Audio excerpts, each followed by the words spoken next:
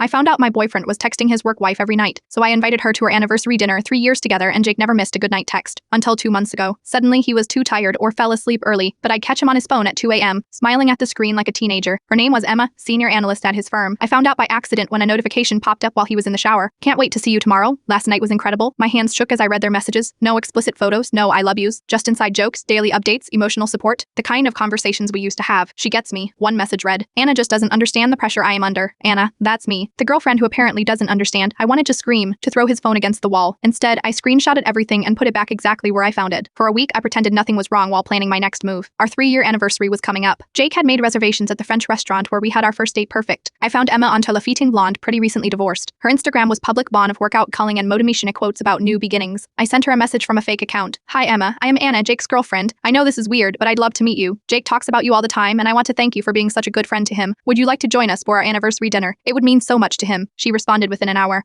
OMG, that's so sweet. Jake is lucky to have someone so understanding. I'd love to come. The night arrived. Jake looked handsome in his suit, completely clueless. We were halfway through appetizers when Emma walked in wearing a tight red dress. Jake's fork clattered onto his plate. Surprise, I said brightly. I invited your work wife to celebrate with us. Emma sat down, oblivious to the tension. Anna, you are even prettier than Jake described. He talks about you constantly at work, does he? I turned to Jake, whose face had gone pale. Emma's smile faltered. What texts? I pulled out my phone and started reading. Emma's the only one who really listens. I can be myself with her. Anna would freak if she knew how late we talk. The restaurant seemed to shrink around us. Other diners were staring. Emma's face went from confused to horrified. Oh my God, she whispered. Jake, you said she knew about our friendship. You said she was cool with it, friendship? I laughed bitterly. Is that what you call texting my boyfriend at 2 a.m. about how incredible last night was? We were working late on the Morrison account. Emma's voice rose. That's all it was. I thought you knew we were project partners. She turned to Jake with tears in her eyes. You told me Anna was paranoid and controlling. That's why we had to keep our friendship secret. The truth hit me like a slap. Jake had been playing us both, making me the villain in Emma's story and her the temptation in mine. Emma stood up, grabbed her purse. I am so sorry, Anna. I had no idea. She looked at Jake with disgust. I thought you were one of the good ones. I thought we were just friends. She left. Jake and I sat in silence. Our anniversary dinner cold between us. I can explain, he started. I stood up, threw cash on the table. Emma and I are going to have coffee tomorrow. Emmy notes. See how many lies you told us both. I left him there sitting alone at our anniversary dinner. Emma and I did meet for coffee. That out Jake had been triangulating us for months, feeding off the drama he created. She showed me messages where he called me clingy and exhausting. I showed her ones where he said she was coming on too strong at work. We're both single now. Jake texts us both constantly, begging for another chance. Last week, Emma and I went to that same French restaurant, not for any special occasion. Just two women who learned that sometimes the best revenge isn't destroying someone.